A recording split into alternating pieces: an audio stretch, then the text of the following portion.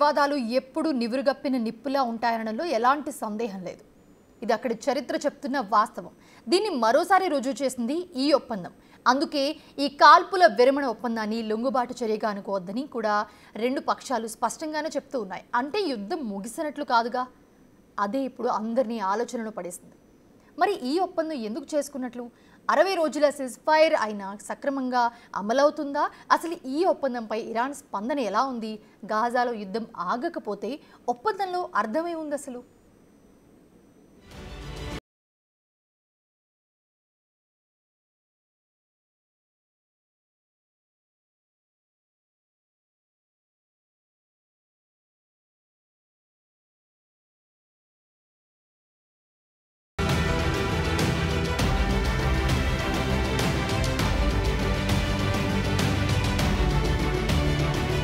Israel Hamas, Israel హిజ్బుల్లాల మధ్య సంధి కోసం చాలా దేశాలు చాలా కాలంగా ప్రయత్నాలు చేస్తూనే ఉన్నాయి. US, UK, France, Egypt, Turkey, Arab దేశాలు వంటివి ఇందులో కీలకంగా వ్యవహరిస్తున్నాయి. అయినా ఇజ్రాయెల్ మాత్రం మొండి పట్టు వీడలేదు. ఇజ్రాయెల్ కోపానికి అర్థమున్నప్పటికీ దానికి బలైన అమాయక ప్రజల ప్రాణాలు మాత్రం ఇప్పుడు ఇజ్రాయెల్ మెడకు చుట్టుకున్నాయి. తాజాగా ఇజ్రాయెల్ ప్రధాని నెతన్యాహు పైన అంతర్జాతీయ క్రిమినల్ కోర్టు అరెస్టు వారెంట్ జారీ చేసే వరకు ఈ వ్యవహారం పోయింది. ప్రపంచవ్యాప్తంగా నెతన్యాహు వ్యవహార శైలిపైన తీవ్రమైన విమర్శలు వచ్చాయి. ఎప్పటినుంచో అమెరికా బతిమాలుతున్న నెతన్యాహు గాజాలో యుద్ధాన్ని ఆపలేదు. యుద్ధభూమిలో ప్రజలకు ఆహార సాయాన్ని కూడా అందించడానికి ఇజ్రాయెల్ నిరాకరించింది. అంతెందుకు, హిజ్బుల్లాతో కాల్పుల విరమణ ఒప్పందం నవంబర్ 27 తెల్లవారుజాము నుండి అమలవగా నవంబర్ 26న లెబనాన్పై బాంబుల వర్షం కురిపించింది ఇజ్రాయెల్ సైన్యం. గత 24 గంటల్లో లెబనాన్లోని 140 లక్ష్యాలను ఛేదించినట్లు ఇజ్రాయెల్ సైన్యం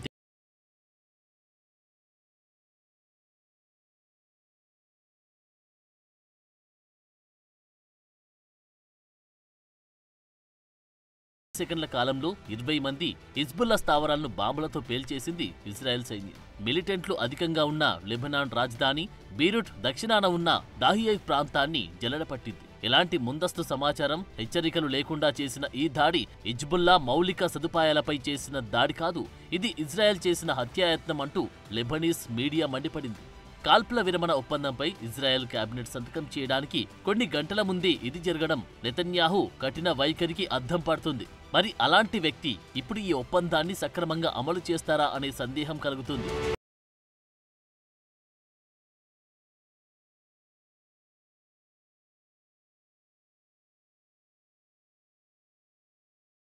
దానికి ఒప్పుకున్న తర్వాత నెతన్యాహుని ఇజ్రాయెల్లో ప్రతిపక్షాలు, కొందరు అధికార పార్టీ నేతలు కూడా విమర్శించారు. నెతన్యాహు లొంగిపోయాడు కాబట్టి కాల్పుల విరమణకు ఓకే చెప్పారంటూ దుయ్యబట్టారు. తాజాగా చేసిన అభిప్రాయ సేకరణ ప్రకారం నెతన్యాహు మద్దతుదారుల్లో 80% కంటే ఎక్కువ మంది ఈ ఒప్పందాన్ని వ్యతిరేకిస్తున్నట్టు తెలిసింది. ఇక ఈ యుద్ధం వల్ల ఇళ్ల నుండి పారిపోయిన ఇజ్రాయేలీలు కూడా కోపంగా ఉన్నారు. దేశవ్యాప్తంగా చూస్తే 37% మంది ఇజ్రాయేలీలు కాల్పుల విరమణకు అనుకూలం కాగా 32 మంది వ్యతిరేకంగా, 31 మంది తమకు తెలియదని చెప్పారు. ఏది ఏమైనప్పటికీ ఇజ్రాయెల్ ప్రధాని నెతన్యాహుకి ఈ అడుగు ఆవశ్యకంగా ఉంది. సుదీర్ఘంగా కొనసాగుతున్న యుద్ధంలో ఇజ్రాయెల్ సైన్యం అలసిపోయిన మాట వాస్తవం. ఆర్థికంగానూ ఆ దేశం నలిగిపోయింది. వేల మంది ఇజ్రాయేలీలు డిస్ప్లేస్ అయ్యారు. అయితే ఇంత కష్టమున్నా నెతన్యాహు యుద్ధాన్ని ఆపడానికి ఎక్కువ మంది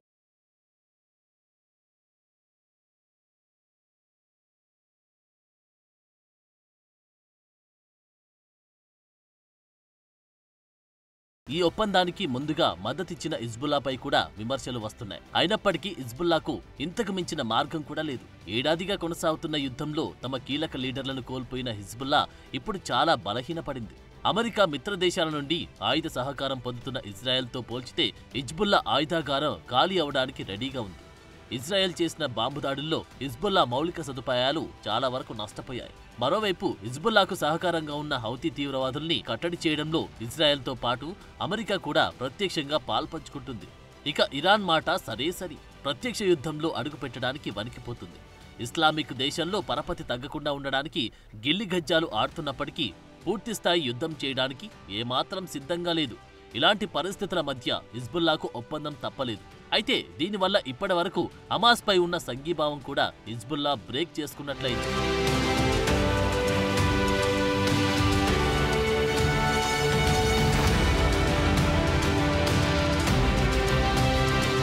ఇక ఇక ఇంత భారీ యుద్ధానికి పరోక్షంగా కారణమైన ఇరాన్ ఈ ఒప్పందంపై తెలివిగా స్పందించింది. ఇరాన్ ఎలాగూ ఇజ్రాయెల్తో పూర్తిస్థాయి యుద్ధానికి సిద్ధంగా లేదు.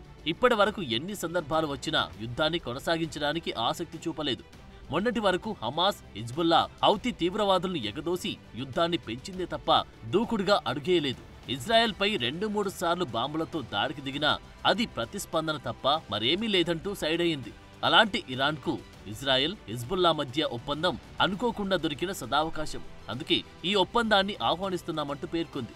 అయితే మేకపోతు గాంభీర్యాన్ని ప్రదర్శించాలి కాబట్టి లెబనాన్లో ఇజ్రాయెల్ అక్రమ దాడులు ఆగడం స్వాగతించాల్సిన అంశమంటూ వెల్లడించింది. మాటలో మాటగా లెబనీస్కు ఇరాన్ సపోర్ట్ ఎప్పుడూ ఉంటుందని, లెబనాన్ ప్రభుత్వానికి, ఆ దేశానికి అది చేసే ప్రతిఘటనకు మద్దతిస్తామంటూ కామెంట్ చేసింది.